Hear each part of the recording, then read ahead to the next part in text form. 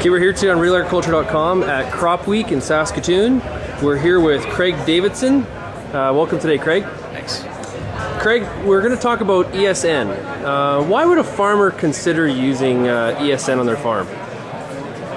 Well, the interesting thing with the technology is that it probably has different fits for different situations and different growers. So, the adaptation of the product depends on, really, we can break it right down to your own farming operation.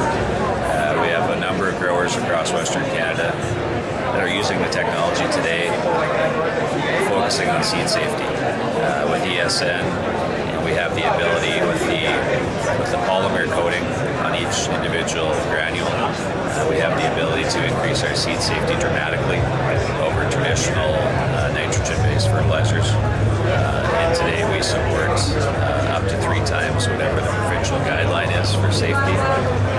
So seed safety is one reason. If we're looking to protect our investment in nitrogen, obviously with the polymer coating, offering the release over a period of predominantly the course of the season, our efficiency of nitrogen goes up dramatically. So if you're in a situation where there is potential loss, whether it's late fall or early spring or even through the growing season, ESN, the way it operates, being controlled by temperature and moisture, is only releasing a little bit of nitrogen on any given day. So your protection or efficiency goes up dramatically. So how many days can that release be spread over?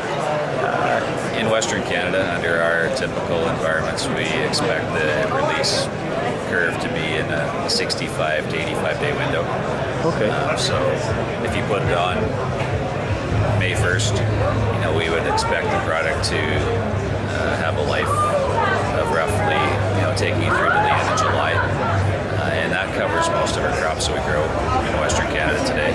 Okay. So what is between buying traditional nitrogen and ESN? What's the price spread usually now, roughly? There's no doubt. I mean, it's a premium-based product. It's a product it's new innovation for nitrogen, which there has not been a lot of in the last 30 years. With that, there's going to be a premium.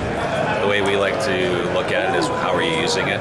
At what percentage of your program are you looking at incorporating it in? And we would say today the technology on a per acre basis is probably going to cost you anywhere from $4 to $10 an acre, depending on your rate of nitrogen and the percentage of your program that you're using. So if we were to break it down to a cents per pound basis, we would expect the technology to be in that 15 to 17 cents per pound actual premium over urea-based nitrogen.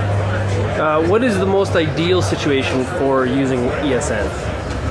Again, if I go back to, if you're focused on seed safety, then we start to factor in the economics of, one pass seeding with single shoot equipment. Does it take less horsepower? Can we pull more feet? There's value in all that equation. If you're a grower that's growing spring wheat or durum and you're challenged with protein and incorporating ESN into that mindset, can we actually enhance our protein because we're releasing nitrogen towards the end of the crop's life? Well, there's value there, and that's been a strong play this past season. Lower protein as a whole across Western Canada. If you're growing canola, canola being more indeterminate, our research on canola is probably as strong as any crop, any broad-based crop, where we're seeing consistently stronger yields because, it's a big nitrogen-using crop and it's releasing nitrogen towards the end of the season, which goes towards filling those seeds and adding to yield. So it probably has a lot of use in corn as well then.